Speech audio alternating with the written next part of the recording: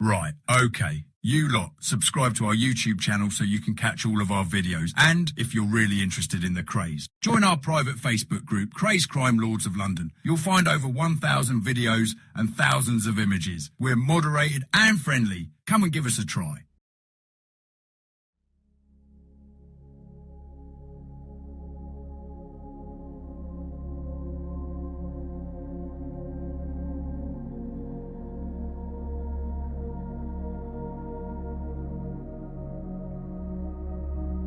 We continue our story with the mental problems with Ronnie and the hell we all went through. The weight Ronnie had put on before he went back to prison had dropped by the time he came out. He looked awful. He was very pale and drawn, and his eyes had no life in them. He would spend much of the time staring into space, unaware of what was happening around him. He recognized Mum and the old man, and he trusted them, but he looked blankly at Reggie and me, refusing to believe we were his brothers. We'd laid on this big party at the RR. Dozens of old friends were looking forward to seeing Ronnie again, but he refused to go, and I had to apologize to everyone and make up an excuse. All Ronnie wanted to do was sit in the kitchen at Valence Road and drink tea and smoke. Reggie would sit with him for hours, and then ring me to say he couldn't handle it anymore. Then I'd go and sit with him. Poor Mum, she didn't know what to make of it all. She didn't understand when Ronnie would suddenly look at me strangely and say, "You're not Charlie. Why do you keep coming here?" It got worse and worse, and he got more and more suspicious, even of Reggie. And then, inevitably, Ronnie exploded. We had taken him to a pub to try and cheer him up. Throughout the evening, he was very strange, talking funny and making no sense at all. And if he caught Reggie or me looking at him, he'd snap, "Who you looking at?" Mum or the old man would say gently, "Ronnie, that's Charlie, your brother." "Yeah," Ronnie would scoff. "That's what he tells you." It was frightening for all of us. At about 10 o'clock, Ronnie slammed his glass on the table and dashed out of the pub. We all looked at each other, not knowing what to do. Then Reggie and I jumped up and ran after him. We found him trying to smash a shop window with his hands. "What the hell are you doing?" we yelled, but all Ronnie said was, "Go away. I don't know you."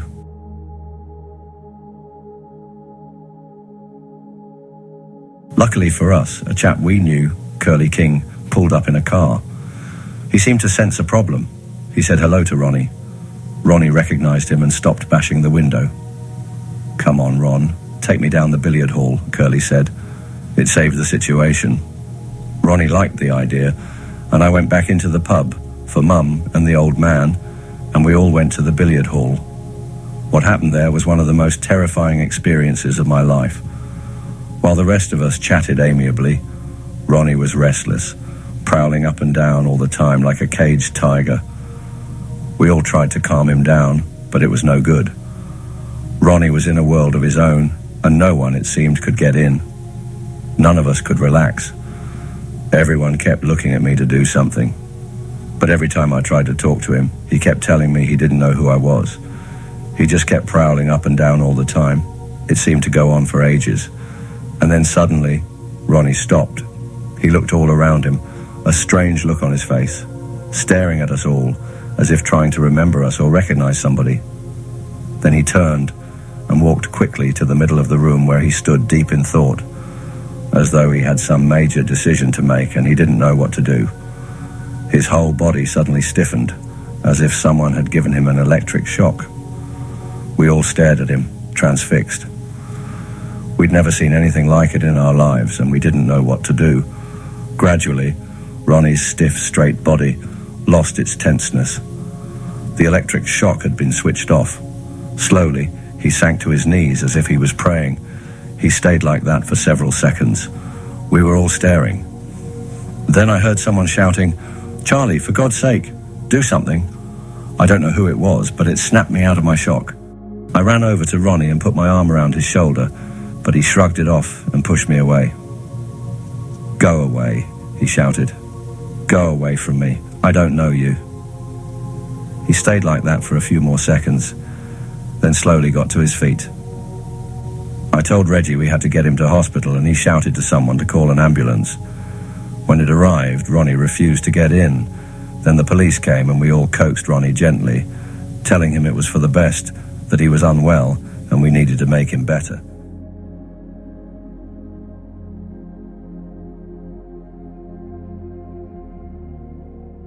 Finally, he agreed to get in.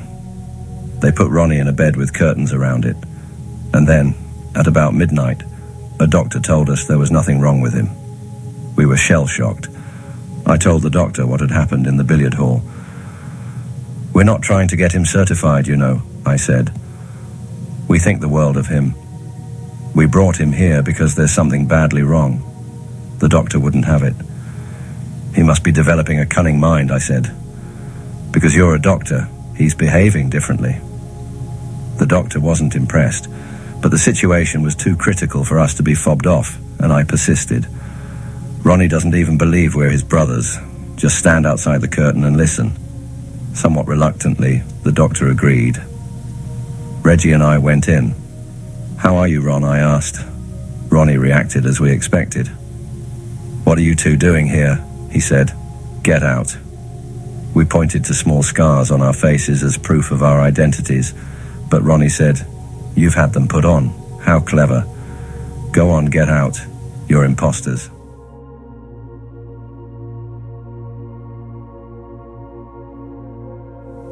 Ronnie's behavior didn't please us, but it did convince the listening doctor, and he apologized for doubting us. He arranged for Ronnie to be admitted to St. Clement's Hospital in Mile End immediately. For the next 2 weeks, Ronnie was given tests and more drugs to stabilize him. The family visited him every day.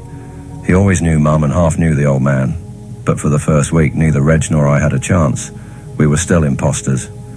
And then one day I walked in, and I could tell straight away that he was all right again. For the first time, Ronnie talked about what he had been going through. It was weird. Some of the time he realized the stupid things he was doing, but he couldn't stop himself. Most of the time he knew I was Charlie, but couldn't help denying it. The doctors told me that the terrifying experience in the billiard hall was a seizure, and Ronnie could have gone one way or the other. If he had gone the wrong way, he would never have come out of it. He would have gone mad. But he fought it, and because his willpower was so strong, he came through it. The price he had to pay was immense. Drugs would be part of his life forever. 4 different tablets a day, an injection once a month. Ronnie accepted it without complaint. He realized how unwell he was, and he knew that the drugs kept away the paranoia and the eventual distrust that led to extreme violence.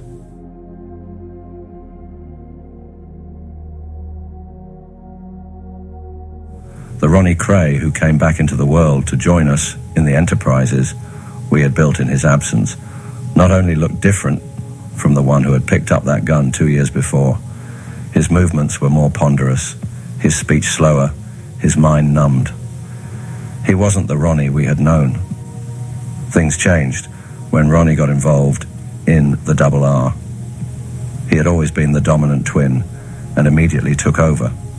While he was away, Reggie had more or less had a free hand and made his own decisions.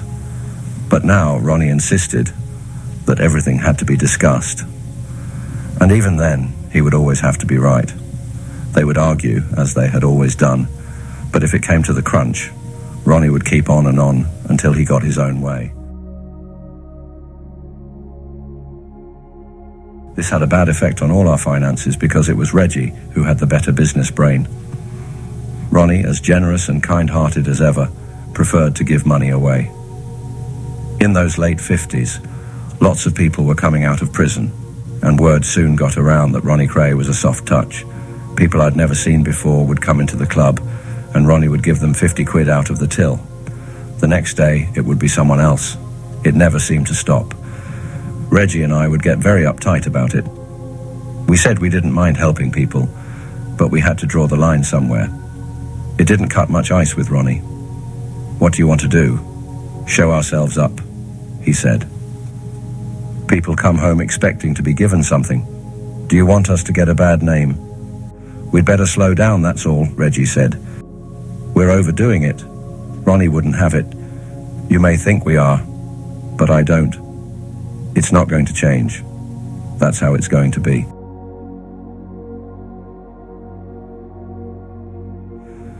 It was frustrating not being able to reason with Ronnie. I'm sure he thought there was a bottomless well of money he could dip into when he liked, and when there wasn't any there, he'd moan about it. One day, he came in for some for himself. The till was empty. "Where's the money?" he said, all surprised. "You've given it all away," I told him. "We have to do something," he said impatiently. "We've got to earn some more money." "How can we?" I asked, pleased to make the point. "You give it away as fast as we can earn it." But it didn't make the slightest difference. In those days, when the average weekly wage was less than £10, our combined enterprises were bringing in around £200 a week. Ronnie continued to give away £20, £30 and £50 if he felt people needed it. Children, old people, families who were skint. Ronnie would help them all. But as usual, he did it all quietly without fuss. He didn't want people to know.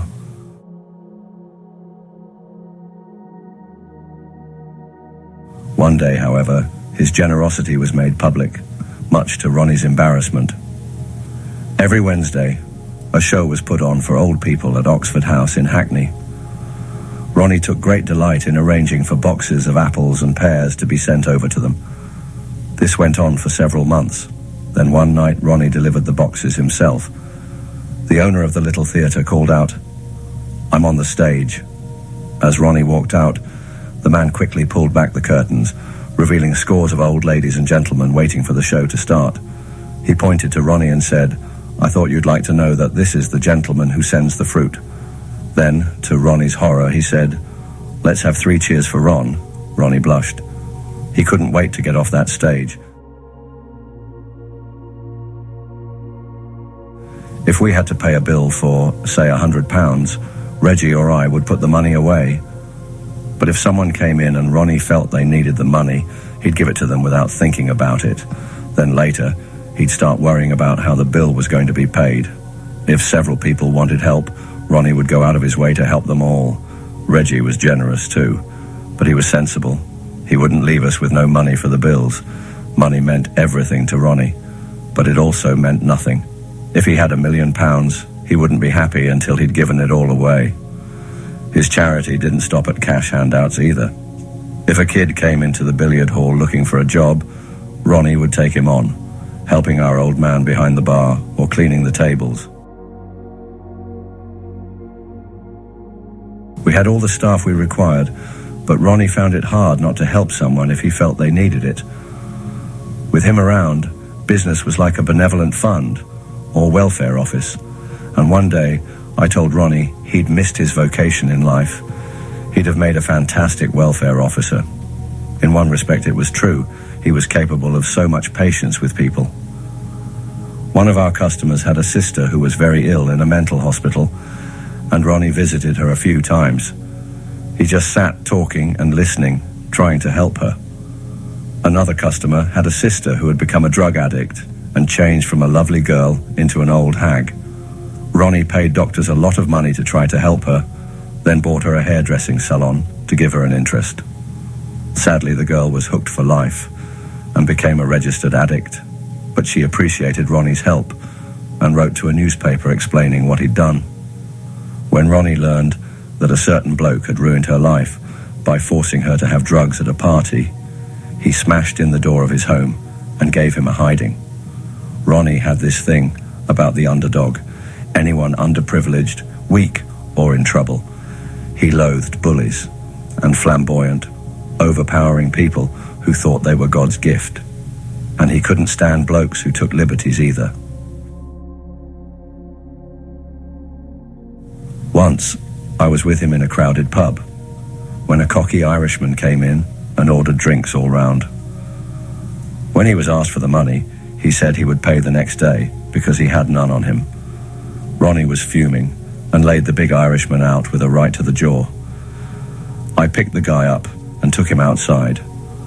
When I got back, Ronnie was still seething.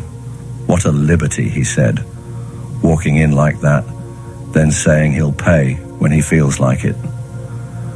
The irony is that if that arrogant Irishman had gone up to Ronnie and asked to borrow some money to buy a round, Ronnie would no doubt have given him some.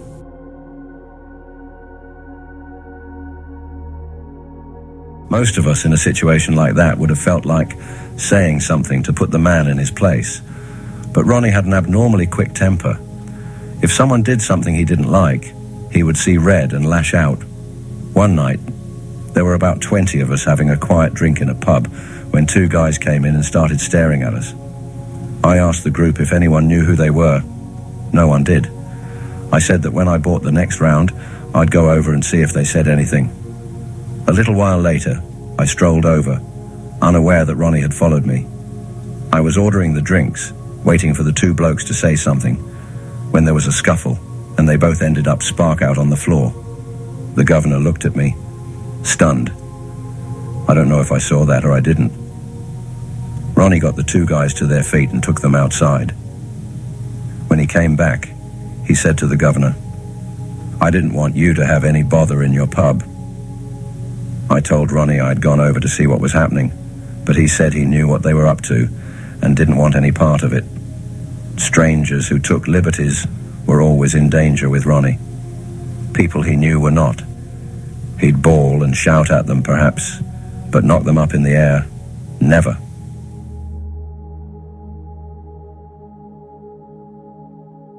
For the next 6 months, money continued to flow in, despite Ronnie's philanthropy, and we lived well.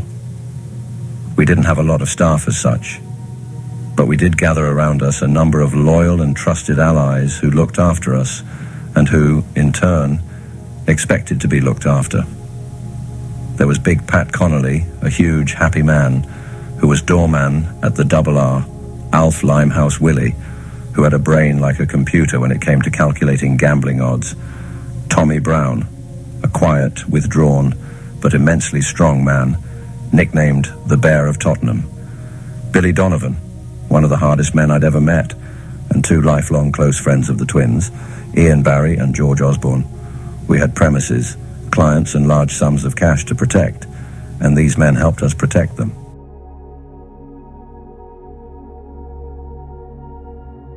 In the East End in those days, there were firms and mobs.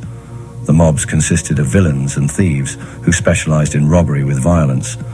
A firm was a group of people who ran an enterprise which dealt in cash, readies, didn't keep books or records, and handled their own social security. We were not the only firm operating in Bethnal Green, but we were the best, organized, and most successful, and because of that, the best known. Just as the twins had said they would not tolerate trouble in their clubs, they also made it plain they did not approve of rival spielers opening in their manor.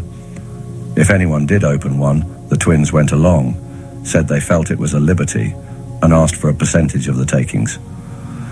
It was not so much the money they wanted. They had enough interests of their own. It was the principle. They hated the idea of someone taking a liberty. Such was their reputation that they always got a share. But it wasn't always like that. Because there was rarely any trouble in Kray premises, spieler owners came to the twins asking them to be involved.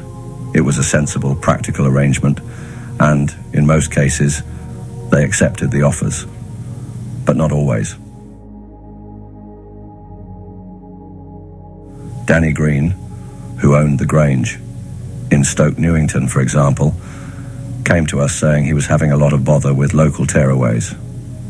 With tears in his eyes, he begged the twins to give him protection in return for a share in his business. The twins were sorry about Danny's problems, but declined his offer. Stoke Newington was outside our manor, and we had enough on our own plates.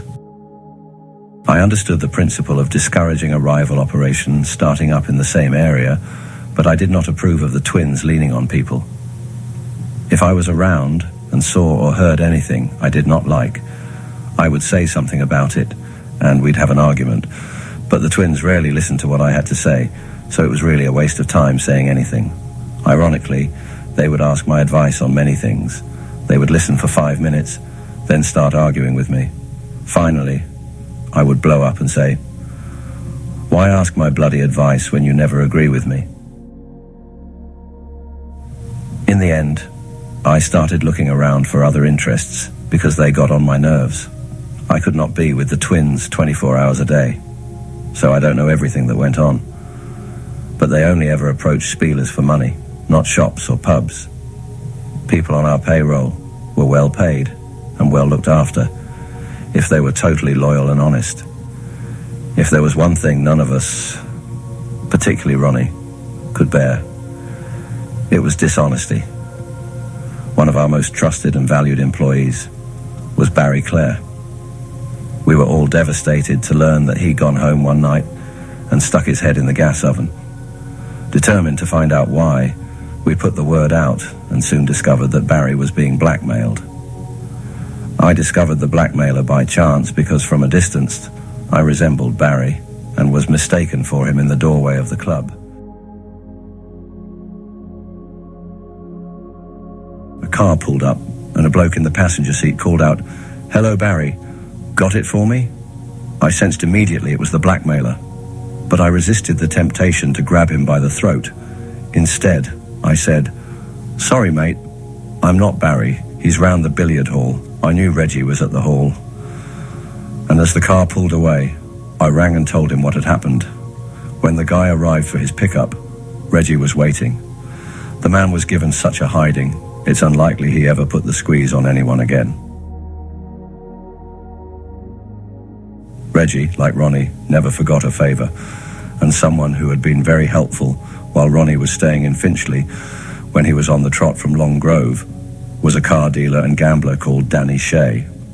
One day, towards the end of 1959, he came to the billiard hall and asked Reggie to help him collect a £100 gambling debt. The man who owed it, he said, was a Pole called Podro, who owned a small shop in Finchley Road. He was a notorious Welsher, it seemed. The task didn't seem too difficult, and Reggie said he was happy to try to persuade Mr. Podro to pay up. As an afterthought, he asked George Osborne if he'd mind driving them to Podro's shop. Georgie didn't mind, and off they went. What the three of them didn't know was that Podro, who obviously expected a visit, had told the police. Three of them were hiding in the back of the shop, listening to Reggie's own brand of persuasion, and when Reggie finally hung a right-hander on Mr. Podro's chin, they ran out and nicked him, Shea and Georgie. The next day, the newspaper headlines screamed, "Chicago-style gangsters' methods," and later, at the Old Bailey, Shea got 3 years and Reggie and Georgie 18 months each for demanding money with menaces. It was all so stupid. Reggie didn't need money, he was doing someone a favour, and poor Georgie Osborne had just gone for the ride, demanding money with menaces. It was a phrase that would plague the twins forever. Just before Reggie was jailed, a Leighton car dealer named Johnny Hutton introduced him to Leslie Payne, a big man with a quiet chuckling laugh and great charm. Payne, a year older than me, was talented and knowledgeable and could have made a lot of money honestly, but for some reason he seemed to prefer bending the law. He and a financial wizard named Freddie Gore were operating a second-hand car racket in the East End at the expense of the finance companies. And after Reggie went away, they often turned up with ideas and propositions for us to consider. Although we did a couple of deals with them through a second-hand car business of our own, other projects rarely got beyond the discussion stage, but then they suggested something that was right up our street.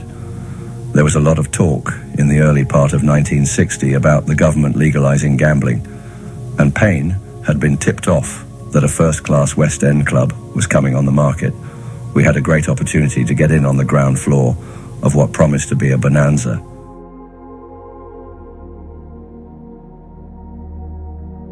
A meeting to sort out the details of the takeover was held in a flat over the Scotch House in Knightsbridge. It was the home of Commander Drummond, a retired naval officer with blue eyes and a small moustache. Apart from him, Ronnie and myself, there were 4 others present. Payne, who just sat and smiled. Gore, who scribbled figures on a piece of paper, and the major shareholders in the club, 2 gentlemen called Fay and Burns. Why the commander was involved I didn't know, but he did most of the talking. After a pleasant enough chat, a price was agreed, a deal struck, and Ronnie and I went home to celebrate. That concludes my story for this part. Thank you for watching. See you in the next one.